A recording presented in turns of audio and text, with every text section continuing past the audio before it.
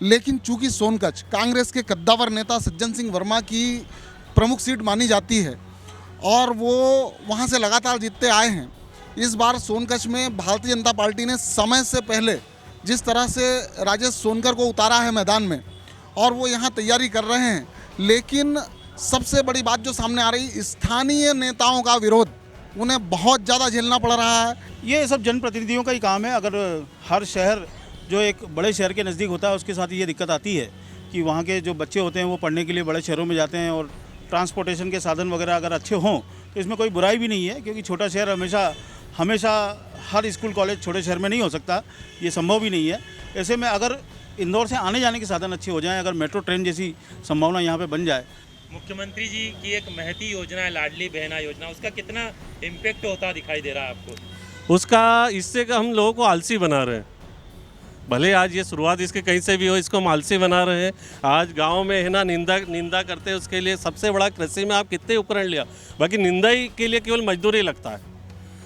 आप भले कितने आधुनिक चले जाओ तो उसके लिए बहुत दिक्कत आ रही गाँव में। बोले जाते हैं लेकिन लास्ट में जो लोक लुभावन योजना घोषणाएं रहती है उसी आधार पे जो है चुनाव जीत जाए जाते हैं। आपको भी पता होगा कि चुनाव वोटिंग के एक दिन पहले क्या क्या होता है, रात में जिसको जो चाहिए वो दे दिया, सुबह वोटिंग में उसका फ़र्क पड़ जाता है। नमस्कार, मैं हूं शकील खान। इस वक्त हम मौजूद है मां चामुंडा की नगरी देवास में। देवास मध्य प्रदेश के प्रमुख औद्योगिक क्षेत्र के नाम से भी जाना पहचाना जाता है। यहाँ पर नोटों की छपाई का कारखाना यानी बैंक नोट प्रेस भी मौजूद है। देवास जिले की यदि बात की जाए तो जिले भर में विधानसभा की 5 सीटें हैं और विधानसभा चुनाव बेहद नज़दीक है। चुनाव को लेकर बातचीत करने के लिए हमारे साथ इस वक्त मौजूद है देवास के प्रमुख बुद्धिजीवी पत्रकार। आइए हम एक के बाद एक कर उन्हीं से जानना चाहेंगे कि देवास सहित जिले की अलग अलग विधानसभा सीट की क्या तासीर है और क्या कुछ वहाँ के मुद्दे हैं। बताएं सिकरवार जी, देवास जिले में विधानसभा की 5 सीटें हैं, क्या कुछ यहाँ के मुद्दे हैं, क्या कुछ यहाँ के नेताओं ने वादे किए थे, क्या कुछ दावे हैं?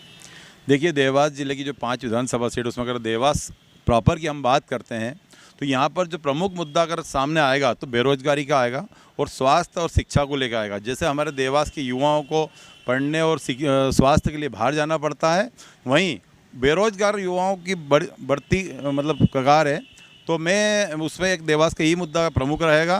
देवास जिले की जो अगर बागली विधानसभा की बात करें तो जिले का मुद्दा उठेगा। वहाँ के लोगों को कई दिनों से ये मांग आ रही है कि उस बागली को जिला घोषित किया जाए, लेकिन हो नहीं पा रहा। शिवराज सिंह चौहान ने 3 बार घोषणा कर दी लेकिन अभी तक हुआ नहीं, तो वहाँ का प्रमुख मुद्दा वो रहेगा।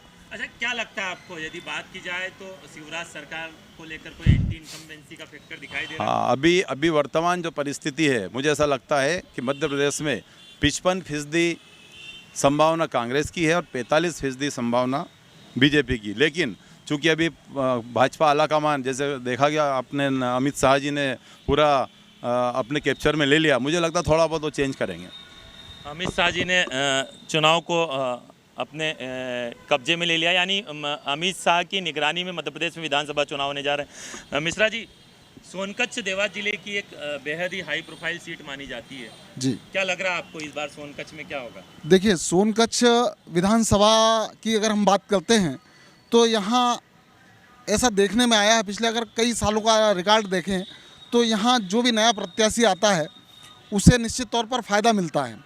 लेकिन चूंकि सोनकच्छ कांग्रेस के कद्दावर नेता सज्जन सिंह वर्मा की प्रमुख सीट मानी जाती है और वो वहाँ से लगातार जीतते आए हैं, इस बार सोनकच्छ में भारतीय जनता पार्टी ने समय से पहले जिस तरह से राजेश सोनकर को उतारा है मैदान में और वो यहाँ तैयारी कर रहे हैं, लेकिन सबसे बड़ी बात जो सामने आ रही, स्थानीय नेताओं का विरोध उन्हें बहुत ज़्यादा झेलना पड़ रहा है। ऐसी स्थिति में सोनकच्छ को भी अभी निश्चित तौर पर नहीं कहा जा सकता कि यहाँ पर नया चेहरा लाने से कोई बड़ा फेरबदल हो जाएगा, कुछ नहीं कह सकते। अभी स्थिति सोनकच्छ की शो कह सकते हैं। लेकिन फिर भी 5 बार के विधायक है सज्जन सिंह वर्मा, क्या कुछ उनके खिलाफ नाराजगी है क्षेत्र में फिलहाल? देखिए, सबसे बड़ी बात होती है, विधायक हैं, 5 बार के विधायक हैं, नाराजगियां भी हैं, लेकिन सबसे बड़ा प्लस पॉइंट ये रहता है, नाराजगी जो होती है सरकार के खिलाफ होती है।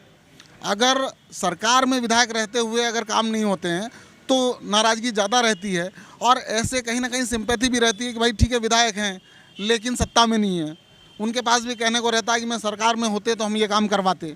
तो ये तमाम सारी चीज़ें हैं और सज्जन वर्मा लोकप्रिय नेता हैं, तो इसलिए सोनकच्छ का जो मुकाबला है वो काफ़ी अच्छा मुकाबला देखने को मिलेगा। इंटरेस्टिंग रहेगा, रोचक रहेगा और सोनकच्छ पर पूरे ज़िले की और साथ ही प्रदेश की निगाहें टिकी रहेंगी। बेशक सोनकच्छ पर पूरे प्रदेश की निगाहें हैं। वरिष्ठ पत्रकार अतुल शर्मा जी, दादा बताएं, देवास की यदि खासकर बात की जाए तो पिछले 3 दशक से राजघराने का कब्जा है। इस बार जनता क्या चाह रही है? कांग्रेस के पास कोई दमदार प्रत्याशी रहता ही नहीं है। यहाँ पर कांग्रेस भी पॉलिटिक्स चलती है और इंदौर के कोई आयातित आदमी को बलि का बकरा बना देती है और वो आदमी के आर्थिक स्रोत अपने कब्जे में रख लेती है। उसका सबसे बड़ा कारण ये होता है कि भाजपा में गुटबाजी के बाद भी भाजपा राज दरबार से बाहर नहीं जा पाती है और फिर काम तो करती है, आसानी से उपलब्ध होती है। क्या लगता है, क्या कांग्रेस किले को ढहा पाएगी राजघराने के इस बार? बिल्कुल नहीं, रत्ती भर भी उम्मीद नहीं है। हाँ, ये हो सकता है कि कांग्रेस अगर गुड़ की बजाय अगर गुड़ भी हो जाए तो भी ये है कि थोड़ी सी लीड कम कर लेगी, इससे ज़्यादा कुछ नहीं हो सकता। देवास में कांग्रेस थोड़ी सी लीड कम कर लेगी। व्यास जी, आप भी देवास को बेहद करीब से देख रहे हैं, क्या मुद्दे हैं यहाँ के? शकील भाई, जैसा कि सिकरवार जी ने कहा कि देवास विधानसभा में शिक्षा स्वास्थ्य का मामला ही चुनाव में मुख्य मुद्दा रहेगा।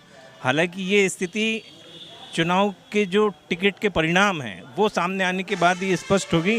वर्तमान का यदि विश्लेषण देखें तो देवास जिले की 5 विधानसभा में से इस समय कांग्रेस के खाते में 4 विधानसभाएं जाती हुई दिख रही हैं। उसके पीछे कारण जो है वो एक बागली का जो जिला बनाने वाला मुद्दा है वो एक इशू बना हुआ है। खातेगांव विधानसभा क्षेत्र में धार्मिक स्थल है और वहाँ के कई सारे जो रेत खनन के मामले हैं वो सामने आ रहे हैं। सोनकच्छ में राजेश सोनकर के बाद समीकरण बदलते हुए दिखाई दे रहे हैं। ये वर्तमान में देवास विधानसभा, देवास जिले की स्थिति हो सकती है। बिल्कुल। सौरभ भाई, पूर्व मंत्री दीपक जोशी कांग्रेस में शामिल हो गए, क्या लगता है कितना प्रभाव उनका देवास जिले में और कितनी सीट प्रभावित कर सकते हैं? कांग्रेस के वो वरिष्ठ नेता रहे हैं और प्रदेश स्तर के नेता रहे हैं। निश्चित रूप से कुछ सीटों पर उनका असर जरूर है, जिसमें हाटपिपलिया है, बागली है और अब खातेगांव है। और जैसा माना जा रहा है कि कांग्रेस अब उनको खातेगांव से संभवतः चुनाव लड़वाएगी, ऐसे में बड़ा इम्पैक्ट तो वो डालेंगे। 3 सीटों पर उनका असर है। अच्छा, एक और चीज़, यदि देवास की बात की जाए तो देवास का युवा आज भी पढ़ाई से लेकर रोजगार के लिए इंदौर का रुख कर रहा है। इसका जिम्मेदार कौन है आखिर? ये सब जनप्रतिनिधियों का ही काम है। अगर हर शहर जो एक बड़े शहर के नज़दीक होता है उसके साथ ये दिक्कत आती है कि वहाँ के जो बच्चे होते हैं वो पढ़ने के लिए बड़े शहरों में जाते हैं और ट्रांसपोर्टेशन के साधन वगैरह अगर अच्छे हों तो इसमें कोई बुराई भी नहीं है, क्योंकि छोटा शहर हमेशा हर स्कूल कॉलेज छोटे शहर में नहीं हो सकता, ये संभव भी नहीं है। ऐसे में अगर इंदौर से आने जाने के साधन अच्छे हो जाएं, अगर मेट्रो ट्रेन जैसी संभावना यहाँ पे बन जाए तो बहुत अच्छी बात होगी। स्वास्थ्य सुविधाएं की यदि बात की जाए, स्वास्थ्य के लिए देवास का जो सरकारी तंत्र है वो बहुत ही ज़्यादा ख़राब है, लेकिन अच्छी बात है कि यहाँ एक अमलताज जैसा हॉस्पिटल भी खुल गया है, जिसकी वजह से अब काफ़ी कुछ राहत मिली है। लेकिन हर बार यहाँ का देवास का जो जिला अस्पताल है वो रेफर केंद्र ही बन के रह गया है और ऐसे में छोटी मोटी बातों के लिए सभी को इंदौर जाना पड़ता है, इंदौर में ही स्वास्थ्य का लाभ ले पाते हैं। शर्मा जी, आज भी हम इंदौर पर डिपेंड है, चाहे वो रोजगार हो, पढ़ाई हो या फिर स्वास्थ्य सुविधाएं। देखिए, इसमें है ना दोनों सरकार की गलती। जब कांग्रेस 10 साल केंद्र में रही तो वो भी मतलब कोई अच्छे बड़े कॉलेज नहीं ला पाए, जैसे केंद्रीय विद्यालय है और ऐसे बड़े बड़े कॉलेज वो नहीं ले पाए। तो भाजपा के जनप्रतिनिधि भी कहीं कहीं इसके लिए जिम्मेदार है। और जो बड़ा शहर है, जैसे सौरभ भाई ने किया, हर बड़े शहर के पास, बड़े शहर में जनता जाना बड़े शहर में की शिक्षा ज़्यादा पसंद करती है। तो इसलिए इसमें दोनों जनप्रतिनिधि दोनों वो है। फिर भी देवास में सुविधा बढ़ी है, जैसे उन्होंने कहा अमलताज अस्पताल, हमारे पॉलिटेक्निक कॉलेज खुल गया देवास में, कृषि विज्ञान केंद्र है, जो दूर दूर के यहाँ के आसपास बाहर के ज़िले के लोग आ रहे हैं यहाँ पे पढ़ने। आम लोगों को शायद ये जानकारी नहीं होगी, कृषि विज्ञान केंद्र में दूर दूर से लोग इसके आ रहे हैं। तो इसका कोई इतना बड़ा वो नहीं है, फिर भी आगे होना चाहिए इसके लिए। अच्छा, शर्मा जी बताएं कि मुख्यमंत्री जी की एक महती योजना है, लाडली बहना योजना, उसका कितना इम्पेक्ट होता दिखाई दे रहा है आपको? उसका इससे का हम लोगों को आलसी बना रहे हैं। भले आज ये शुरुआत इसके कहीं से भी हो, इसको हम आलसी बना रहे हैं। आज गांव में है ना निंदा करते हैं, उसके लिए सबसे बड़ा कृषि में आप कितने उपकरण लिया, बाकी निंदा ही के लिए केवल मजदूरी लगता है। आप भले कितने आधुनिक चले जाओ तो उसके लिए बहुत दिक्कतें आ रही गांव में। लाडली लक्ष्मी योजना ठीक है, आज इनके लिए कर रहे प्रसन्न, कल आप इनको कर दोगे। बाकी मुख्यमंत्री जी थोड़े से शिवराज जी से सब थोड़े से खपा है। उदय जी, लाडली बहना योजना के बावजूद एंटी इनकम्बेंसी कहीं ना कहीं दिखाई दे रही है, क्या मानते हैं आप? ऐसा एक सोच बन गया है कि कोई मुख्यमंत्री है, विधायक है, वो 2-3 बार रिपीट हो जाए तो थोड़े दिन के बाद ये बोलते हैं कि यार अब बोर होने लग गए, एंटी इनकम्बेंसी आ रही है। लेकिन मुझे ऐसा लगता नहीं है, क्योंकि चुनाव के पहले उन लोगों ने वो सारी योजनाएं लागू करके लोगों को अपनी तरफ आकर्षित कर लिया है। मतलब महिलाओं के लिए लाडली बहना योजना लागू कर दी है भाई, उसको तो 1000 रुपया मिल रहा है। अब उसने कहा कि 1200 रुपये और डाल दूंगा राखी के ले भाई, वो भी ले ले। मतलब 450 में सिलेंडर भी ले ले, बिजली के बिल भी कम कर दिए। तो कुल मिला के क्या होता है कि चुनाव के पहले इस प्रकार की लुभावनी चीज़ें अगर अपन देते हैं तो बहुत सारे लोग उससे प्रभावित होके और वो जो एंटी इनकम्बेंसी वाली जो बात होती है उसको भूल जाते हैं। लेकिन जैसा कि शर्मा जी बता रहे थे कि बजाय जो है लोक लुभावन जो है उनको प्रलोभन नहीं। देने की बजाय सुविधाओं पर ध्यान देना होगा। नहीं, मेरा ऐसा कहना है आपको कि बहुत सारी जगह पर अपन ये देख चुके हैं कि मुद्दे वगैरह जो होते हैं वो सिर्फ बातों के लिए होते हैं, और चुनाव और राजनीतिक जो हथकंडे होते हैं वो अंततः सफल हो जाते हैं। तो हमारे यहाँ पे भी एजुकेशनल हब बनाने का हम सपना कई लंबे समय से जो है देख रहे हैं, लेकिन न तो हमारे पास मेडिकल कॉलेज की कोई सुविधा है और न ही दूसरे ऐसे उच्च स्तरीय स्कूलों की कोई सुविधा है हमारे पास। ऐसी कोई यूनिवर्सिटी हमारे पास नहीं, गवर्नमेंट की है लेकिन यूनिवर्सिटी भी कोई नहीं है। तो हम कुल मिला के इंदौर पे निर्भर कर रहे हैं या ज़्यादा से ज़्यादा जो है भोपाल में निर्भर कर रहे हैं। तो ये सारी चीज़ें हैं। यहाँ के चिकित्सा को देखें तो चिकित्सा में भी उतना ज़्यादा जो है गवर्नमेंट की तरफ से लोगों को मिलना चाहिए। प्राइवेट में तो चाहे जो आप कर सकते हैं। कौन है इसका जिम्मेदार, क्या मानते हैं? सरकार है, गवर्नमेंट ही करेगी ना वो तो सारी चीज़ें, प्राइवेट आदमी तो करेगा नहीं। प्रतिनिधियों की इच्छा शक्ति में कोई कमी? बिल्कुल कमी दिख रही है ना उसमें। तो ये सारी चीज़ें अभी तक ला कर दे देना चाहिए थी हमको कि साहब ये लीजिए मेडिकल कॉलेज हमने खोल दिया है, अब हमारे यहाँ के बच्चे बाहर नहीं जाएंगे। ये देखिए हमारे जिला अस्पताल पे से रेफरल सेंटर का जो एक तमगा लग गया है इसको हटा दिया हमने। नहीं, वो नहीं कर रहे हैं हम। आज ही देख लीजिए इतने पानी बरसा है और पूरा जिला अस्पताल में पानी भर गया। तो ये सारी चीज़ें हमारे सामने दिख रही है।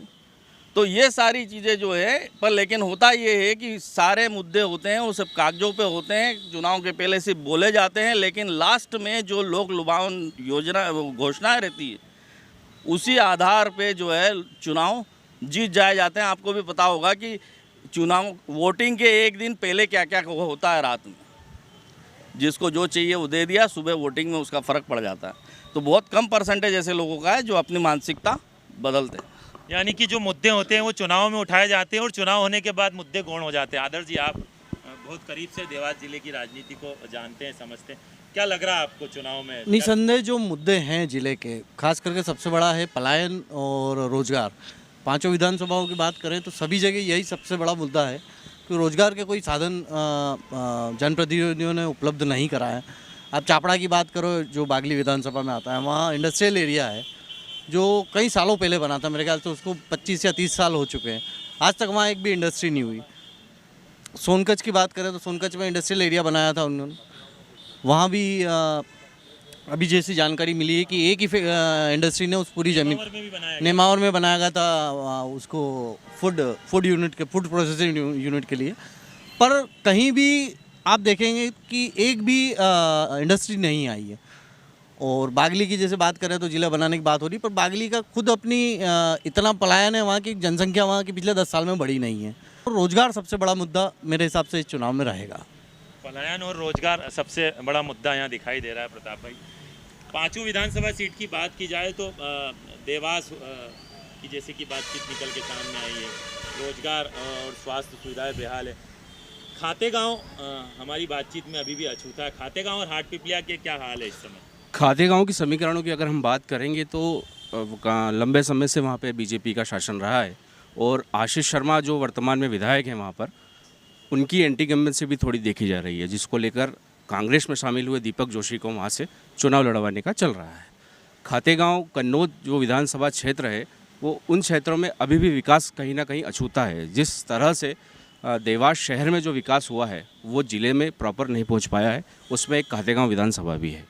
और बात करते हैं अगर हाटपिपलिया विधानसभा की, तो हाटपिपलिया विधानसभा में कितनी बार कहीं प्रोजेक्ट आए और सरकार ने वादे भी किए, इंटरनेशनल एयरपोर्ट के भी वादे किए, कार्गो एयरपोर्ट की बात की गई, पर वो अभी चुनावी जुल्मा ही रहा और वो शिफ्टिंग की तरह बढ़ गया। तो अभी भी हाटपिपलिया और खातेगांव क्षेत्र जो हैं वो पीछे अछूते हैं विकास को लेकर। मेहता जी, उद्योगों पर आपकी अच्छी खासी पकड़ है जी। बड़ा औद्योगिक क्षेत्र होने के बावजूद जो है आज यहाँ का युवा रोजगार के लिए इंदौर का रुख कर रहा है, क्या कहेंगे? कारण ये है कि यहाँ जो उद्योग लगे हैं बहुत अच्छे प्रॉफिट में नहीं है, उसका नया जो स्वरूप आना चाहिए औद्योगिक क्षेत्र का वो भी नहीं आया। बहुत से जो नए उद्योग को जो मूलभूत सुविधा चाहिए वो नहीं है। इसके कारण जो युवा है वो यहाँ से नौकरी के लिए बाहर जा रहे हैं। और क्या मुद्दे हैं यहाँ के? यहाँ के सबसे बड़ी बात वही स्वास्थ्य और शिक्षा। आप स्वास्थ्य जिला अस्पताल की हालत आज देख ही रहे हैं, क्या हुआ वहाँ क्या नहीं हो रहा है। और दूसरी शिक्षा जो सब मेरे दोस्तों ने बताई दिया आपके सामने। प्रेस क्लब के अध्यक्ष भी हमारे साथ मौजूद है। बागलीकर जी बताएं, स्वास्थ्य, शिक्षा और रोजगार के मुद्दे देवास से निकल के आ रहे हैं, क्या कहेंगे? ये स्वास्थ्य का मुद्दा तो काफ़ी डिफ़िकल्ट मुद्दा है। एक छोटे से कुछ एक्सीडेंट हो जाते छोटे मोटे, उसमें यहाँ से इंदौर तक रेफर कर देते हैं। ये मुद्दे को सबसे बड़ा मुद्दा रहेगा। आज देवास इतना बड़ी जनसंख्या वाला शहर हो गया है, यहाँ पर स्वास्थ्य के विषय में कोई भी सोचता नहीं है। आप जनप्रतिनिधि हमें ऐसे चाहिए जो स्वास्थ्य के प्रति हमेशा अपने आप स्वास्थ्य के प्रति सोचे, ऐसे ही विधायक चाहिए।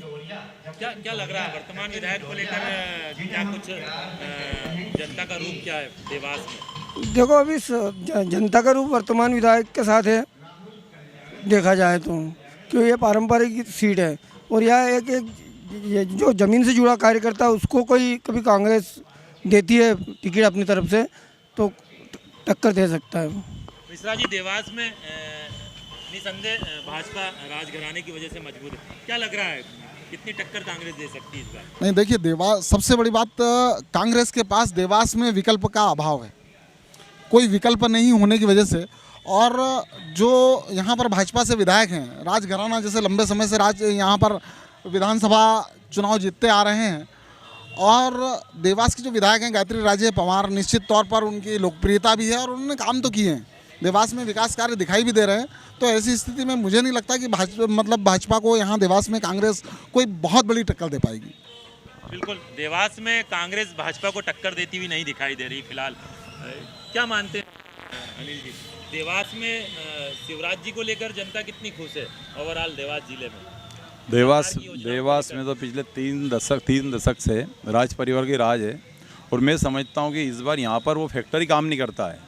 यहाँ पर तो रियासत का ही फैक्टर काम करता है, न तो मोदी फैक्टर लोकसभा में जरूर करता है, लेकिन मैं समझता हूँ कि जो राज परिवार ने यहाँ पे बोया है वो लगातार काटते जा रहे हैं वो, और कांग्रेस उनको विकल्प नहीं दे पा रही है। एक बार रतनलाल चौधरी के रूप में विकल्प आया था जो मात्र 6,000 मतों से वो हारे थे, लेकिन उसके बाद अभी तक जितनी भी लीड बढ़ती जा रही, कभी 25,000 कभी 21,000, तो मुझे लगता है इस बार भी कांग्रेस कोई ठोस विकल्प नहीं देगी।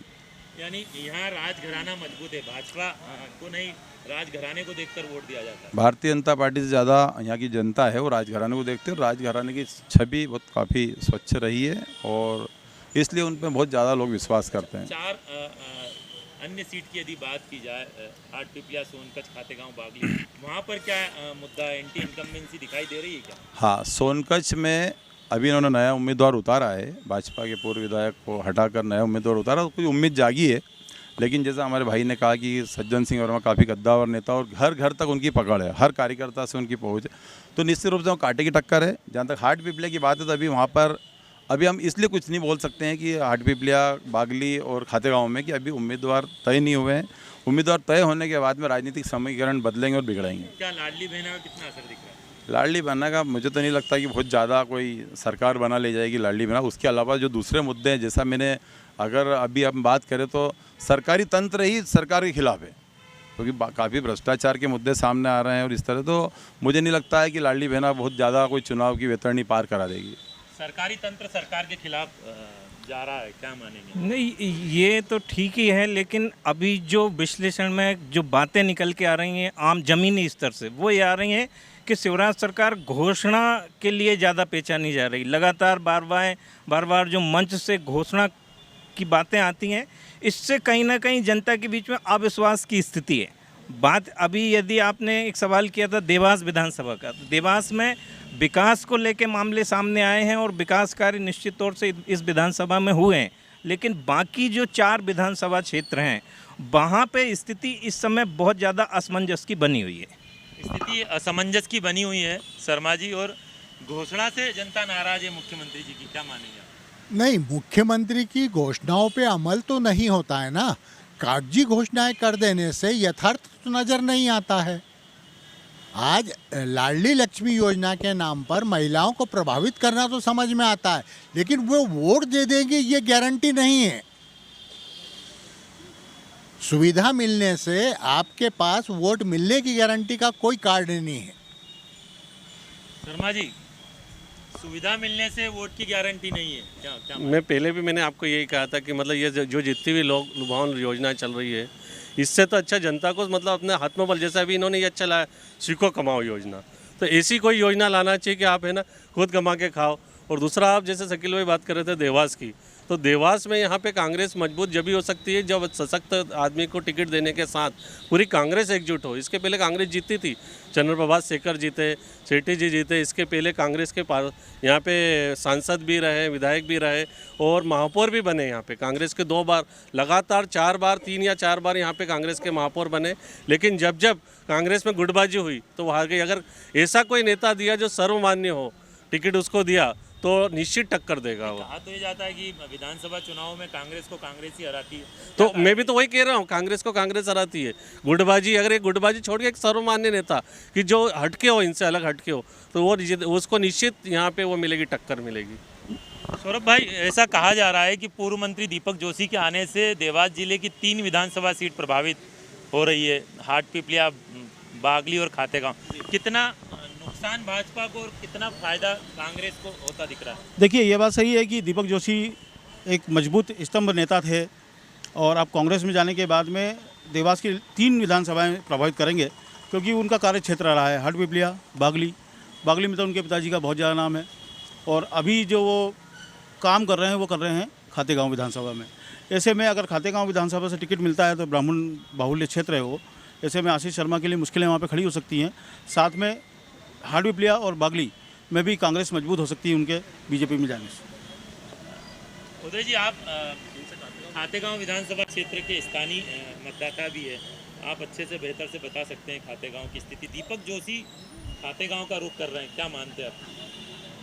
दीपक जोशी जी को अभी खातेगांव में ऐसा संभावना है कि उनको कांग्रेस अपनी तरफ से उम्मीदवार बनाएगी, लेकिन ये देखना पड़ेगा कि दीपक जोशी जी ने खातेगांव कन्नौज विधानसभा में क्या किया है। वहाँ का जो एक नेचर है कि जो बाहरी प्रत्याशी को वो कभी भी एक्सेप्ट नहीं कर पाते हैं। ये अभी तक का जो इतिहास आप देखेंगे तो उस पर ये आपको क्लियर समझ में आएगा कि बाहर का जब भी वहाँ पे कोई भी उम्मीदवार उतारा है किसी भी पार्टी ने, वो हारा है। तो वहाँ के पब्लिक की, वहाँ की जनता की ये जो एक मानसिकता है कि हम बाहर के आदमी को नहीं लेंगे, तो कुल मिला के एक ये देखें हम कि ब्राह्मण बहुल विधानसभा है और विधानसभा के जो नतीजे आते हैं चुनाव में वो ब्राह्मण वोटों से ही आते हैं। नर्मदा पट्टी के जो गांव हैं पूरे ब्राह्मण पट्टी के गांव माने जाते हैं। तो कुल मिला के ये है कि आशीष शर्मा जो वहाँ से विधायक है 2 बार के, उन्होंने अपनी अच्छी पकड़ बना ली है। दूसरा, खातेगांव से बहुत सारे कांग्रेस के ऐसे वरिष्ठ नेता हैं जो ये उम्मीद लगाए बैठे थे कि उनको इस बार वहाँ से टिकट मिलेगा, लेकिन अब चूँकि इनका नाम आ रहा है तो कहीं ना कहीं उनके मन में भी असंतोष पनपेगा। फिर एकदम से अपन 2 बार के विधायक को पूरी तरह से काट दें कि भाई उसने कुछ नहीं किया है, तो ये बताएगा कि मैंने ये किया है, भाई ये एकदम से उतारे गए यहाँ पर। जोशी जी की राह इतनी आसान नहीं, इतनी आसान बिल्कुल भी नहीं रहेगी, क्योंकि वहाँ पे ब्राह्मण समाज के दूसरे भी वरिष्ठ नेता हैं कांग्रेस के, जो हैं वो कांग्रेस के साथ रहेंगे जो भी है, लेकिन कुल मिला के जो है अभी इतना आसान तो नहीं दिखता है। क्या लग रहा है आपको, जनता का रुख इस बार क्या किसकी सरकार बनती दिखाई दे रही है? सरकार में तो 50-50% ही मान सकते हैं अपन, चूँकि इन्होंने बहुत सारी जो लोगों के लिए घोषणाएँ की है, या लाडली बहना है और बहुत सारी चीज़ें हैं, लेकिन ऐसा लग रहा है कि कांग्रेस इस बार अच्छी तैयारी कर रही है, तो उस हिसाब से एक ये भी देख रहे हैं कि केंद्रीय नेतृत्व तो जो भारतीय जनता पार्टी का है, तो अमित शाह जो बार बार आ रहे हैं या टिकटों में वो अपना वर्चस्व दिखा रहे हैं कि हम किसको देंगे, किसको उतारेंगे, पहले टिकट देने के लिए भी जो प्रयास कर रहे हैं, तो इसके पीछे कारण यही है कि इस बार उनको ये लग रहा है कि हो सकता है कि कांग्रेस अच्छी मतलब कड़ी टक्कर दे सकती है। मिश्रा जी, कांग्रेस टक्कर देने की स्थिति में है, उदय जी बता रहे थे, क्या मान रहे हैं? अगर पूरे मध्य प्रदेश की बात करें तो निश्चित तौर पर कांग्रेस के हालात सुधरे हुए नज़र आते हैं। कांग्रेस की तैयारियां ठीक ठाक हैं। देवास ज़िले की बात नहीं करते, देवास ज़िले में भी, देवास ज़िले की अगर हम बात करें तो देवास ज़िले में जिस तरह से अगर पिछले चुनाव की बात की जाए तो कांग्रेस से मात्र एक विधायक थे, सोनकच्छ सीट सज्जन सिंह वर्मा, लेकिन इस बार परिणाम कुछ और देखने को मिलेंगे। इस बार निश्चित तौर पर कांग्रेस यहाँ गेन करेगी। तो ऐसी स्थिति कहीं ना कहीं प्रदेश स्तर पर भी देखने को मिल रही है और निश्चित तौर पर इस बार प्रदेश स्तर की अगर ओवरऑल बात करते हैं तो इस बार कांटे की टक्कर देखने को मिलेगी। सौरभ भाई, लाडली बहना जैसी महती योजना के बावजूद कांटे की टक्कर, क्या माने? देखिए, सरकार को सालों साल हो गए यहाँ पर, और ऐसे में कई बार जनता को ये भी लगता है कि हम देख देख के बोर हो गए, जिसको एंटी इनकम्बेंसी बोलते हैं। ऐसे में वो चाहती है कि हम कुछ बदलाव करें ताकि कुछ नई चीज़ें आएँ। पिछली बार भी मैंडेट कांग्रेस को मिला था, सिंधिया जी जब चले गए उसके बाद बीजेपी वापस सरकार बना ली, तो वो मैंडेट के खिलाफ हुई वाली बात थी, तो उसको जनता हो सकता है इसे चैलेंज ले। मैं कांग्रेस की तारीफ नहीं करूँगा कि कांग्रेस यहाँ पे जीतने वाली है। असल में बीजेपी से नाराज़गी कांग्रेस को जिता सकती है और बीजेपी को बड़े बदलाव करने पड़ेंगे, कई विधायकों के टिकट काटने पड़ेंगे। बड़े बदलाव जब करेंगे तब जाके जनता को ऐसा लगेगा कि कुछ नयापन आ रहा है, तब हो सकता है कि बीजेपी यहाँ पर फिर से सरकार बना पाए। नएपन की बात हो रही है, भाजपा को प्रयोग करने होंगे? नहीं, भाजपा की हवा खराब इसलिए है कि प्रदेश शासन ने जितनी घोषणाएं की है उससे अमली जामा प्रैक्टिकल में लोगों को लगा नहीं कि ये योजनाओं पे अंगूठा लगाया गया है, ये डिक्लेयर हो गया है। लोग सरकारी योजनाओं की घोषणा के बाद उन पे भरोसा उठ गया है और घोषणाएं इतनी ज़्यादा हो रही है कि ऐसा लगता है कि घोषणाओं वीर ही हो रहे हैं। ये आप देवास की बात करें, देवास में सबसे ज़्यादा दिक्कतदायक ये है कि तुकोजीराव पवार पानी ला गए। जिस समय देवास में 8-8 दिन पानी नहीं आता था, वो नर्मदा योजना का लाभ है, लेकिन उसके बाद नर्मदा योजना भी आगे कहाँ बढ़ी। ये घोषणा की गई थी कि जिस दिन शिलान्यास होगा, शिवराज सिंह चौहान ने करवाया उज्जैन उपचुनाव के दौरान। आज भी देवास को रोजाना पानी नहीं मिलता है, लेकिन बिल बढ़ गया, रोजाना का नल आ रहा का पानी का बिल बढ़ा दिया नगर निगम ने। तो ये जो होता है प्रैक्टिकल, क्योंकि आज आदमी जो 100 रुपये में था वो 250 रुपये, उसको 150 रुपये हर महीने ज़्यादा देना पड़ रहा है। क्या मानते हैं आप? नहीं तो ये आम उपभोक्ता को तो असर करता है ना, क्योंकि नल घर घर की कहानी है। नल से वीआईपी लोगों क्या नहीं है, नल सबके घर है। आजकल कुओं का सिस्टम लगभग समाप्त हो गया है। इसलिए पानी जो था, जो पवार साहब ने पावर दिखा के पानी लाया था, वो पानी आज विधायिका हैं, लेकिन आज भी वो रोज देवास को पानी नहीं दे पा रही है। तो देखा और सुना आपने कि आज भी जो है कांग्रेस वो गुटबाजी से जूझ रही है। रहा सवाल देवास का या देवास की अन्य विधानसभा सीटों का, तो शिक्षा, स्वास्थ्य और रोजगार यहाँ के मुद्दे आज भी बने हुए हैं। अब आगे यह देखना दिलचस्प होगा कि 2023 के विधानसभा चुनाव में देवास जिले की राजनीति का ओट किस करवट बैठता है। शकील खान, MP तक, देवास। मध्य प्रदेश की तमाम बड़ी खबरें देखने के लिए जुड़े रहिए MP तक के साथ।